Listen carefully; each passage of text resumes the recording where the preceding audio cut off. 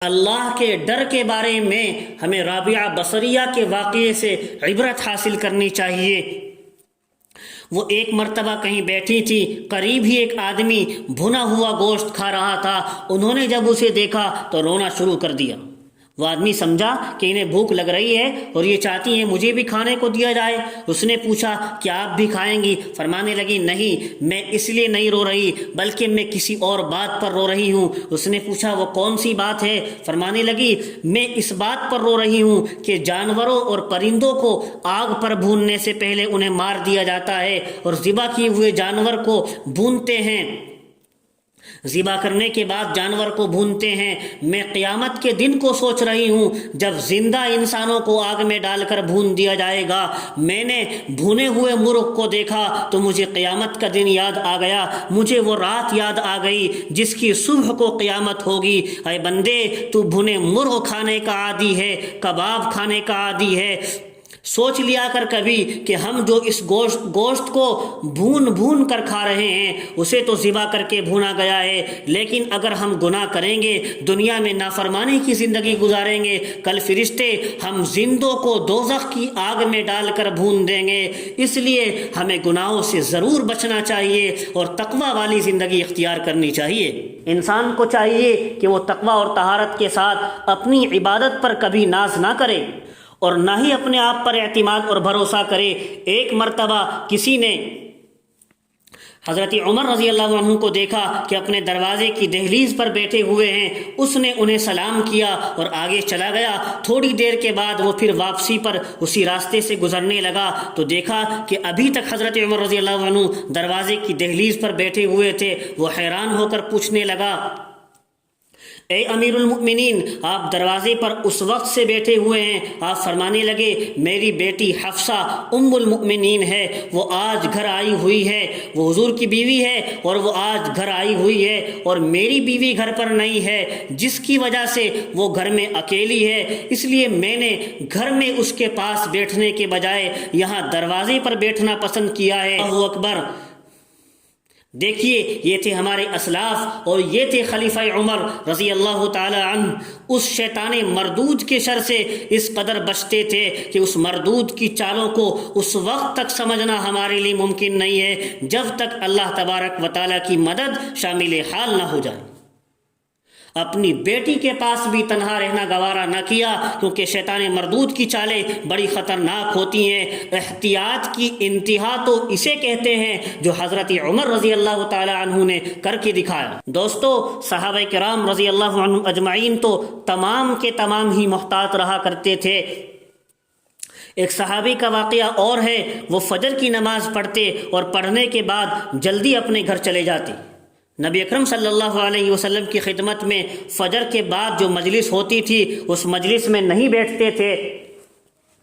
کسی نے نبی اکرم صلی اللہ علیہ وسلم سے عرض کیا کہ وہ فلاں صحابی معلوم نہیں کس حال میں ہیں، جلدی سے چلے جاتے ہیں۔ جب نبی اکرم صلی اللہ علیہ وسلم نے ان سے پوچھا کہ تم جلدی کیوں چلے جاتے ہو، وہ کہنے لگے اے اللہ کے نبی صلی اللہ علیہ وسلم، میرے ہمسائے کے گھر میں ایک درخت ہے جس پر پھل لگے ہوئے ہیں، مگر اس کی کچھ شاخیں میرے گھر پر لٹکی ہوئی ہیں اور جب رات ہوتی ہے تو شاخوں سے پھل میرے گھر میں گر جاتے ہیں۔ میں فجر کی نماز پڑھنے کے بعد جلدی چلا جاتا ہوں تاکہ ان پھلوں کو اٹھا کر اس آدمی کے گھر میں واپس ڈال دوں، ایسا نہ ہو کہ میرے بچے جاگ جائیں اور بلا اجازت دوسرے کے پھل کھانے کے گناہ میں ملوث ہو جائیں۔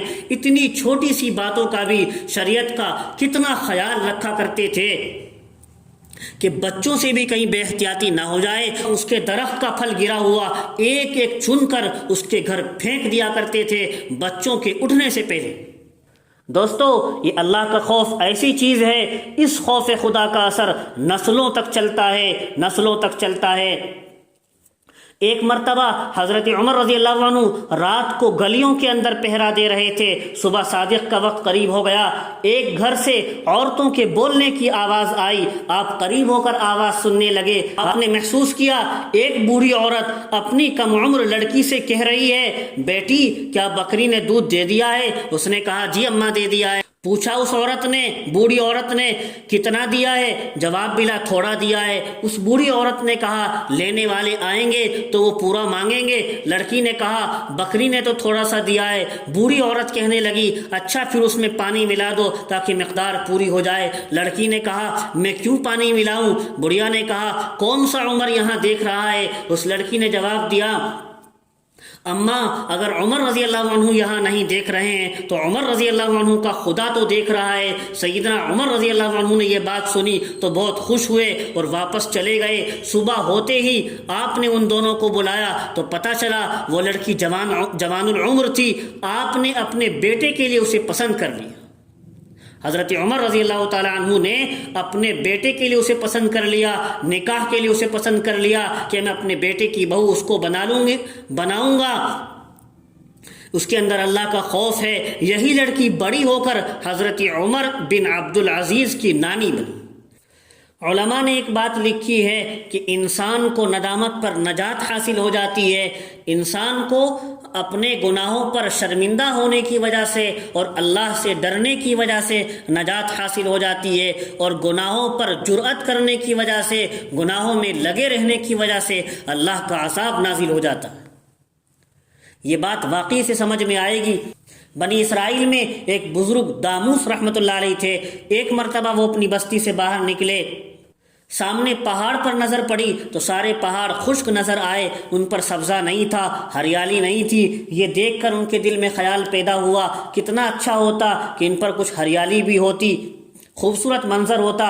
اللہ تعالیٰ نے دل میں الہام فرمایا اے میرے پیارے، تو نے بندگی چھوڑ دی اور اب تو میرا مشیر بن گیا، اب تجھے میری تخلیق میں کمی اور کوتاہی نظر آتی ہے۔ جب یہ الہام ہوا تو وہ گھبرا گئے اور انہوں نے اپنے دل میں ایک نیت کر لی کہ جب تک اللہ رب العزت کی طرف سے میرے دل میں واضح طور پر یہ بات نہیں آئے گی کہ میری کوتاہی کو معاف کر دیا گیا ہے، میں اس وقت تک اپنے آپ کو سزا دوں گا۔ یہ اللہ والوں کا طریقہ رہا ہے، اگر کبھی کوئی کوتاہی ہو جاتی تو وہ اپنے آپ کو سزا دیا کرتے تھے۔ چنانچہ داموس رحمۃ اللہ علیہ نے سزا کے طور پر دل میں تہیہ کر لیا جب تک میری غلطی معاف نہیں ہو جاتی نہ تو کھانا کھاؤں گا نہ ہی پانی پیوں گا، بس روزے کی حالت میں رہوں گا۔ یہ بندے اللہ کا اپنا معاملہ ہوتا ہے۔ حضرت تھانوی نے بھی لکھا ہے کہ بندے سے اگر کوئی گناہ ہو جائے تو وہ اپنے اوپر کوئی سزا مقرر کر سکتا ہے۔ مثلا میں اتنا پیسہ صدقہ کروں گا یا اتنی نفل نماز پڑھوں گا یا کوئی ایسا کام جس سے انسان کے نفس پر بوجھ پڑے اور وہ گھبرائے اور اس کی وجہ سے اب اس کو گناہوں سے بچنا آسان ہو جائے۔ تو انہوں نے بھی یہی کیا، دل میں سزا کے طور پر فیصلہ کر لیا۔ اب داموس رحمت اللہ علیہ 2-4 دن کے بعد ایک قریبی بستی میں گئے۔ کوئی تقریب منعقد ہو رہی تھی، بستی والوں نے کھانا وغیرہ پکایا ہوا تھا۔ جب دسترخوان لگا تو لوگوں نے ان سے کہا آپ بھی کھائیں۔ انہوں نے معذرت چاہی مگر کچھ لوگ پیچھے ہی پڑ گئے۔ جی آپ ضرور کھائیں گے۔ انہوں نے کہا کہ نہیں میں نہیں کھاؤں گا۔ ان میں سے ایک آدمی نے پوچھا آخر وجہ کیا ہے؟ انہوں نے وجہ بتلا دی کہ مجھ سے یہ کوتاہی ہو گئی تھی۔ وہ کہنے لگا جناب یہ تو کوئی اتنی بڑی بات نہیں ہے، وہ بستی کا عام آدمی تھا۔ اس نے کہا ہم سب بستی والے مل کر اس گناہ کا عذاب بھگت لیں گے، آپ کھانا کھا لیجئے۔ کہنے والوں نے جیسے ہی یہ کہا تو اللہ تبارک و تعالیٰ نے فوراً داموس رحمت اللہ علیہ کے دل میں یہ الہام فرمایا اے میرے پیارے آپ اس بستی سے فوراً نکل جائیں۔ چنانچہ جیسے ہی وہ نکلے اللہ رب العزت نے اس بستی والوں کو زمین کے اندر دھسا دیا۔ ان کے اپنی کوتاہی پر، اپنی غلطی پر، ان کے شرمندہ ہونے کی وجہ سے اور اللہ کا خوف دل میں رکھنے کی وجہ سے اللہ نے ان کو معاف کر دیا، اور بستی والوں کے گناہ پر جرأت کرنے کی وجہ سے اللہ نے عذاب میں مبتلا کر دیا۔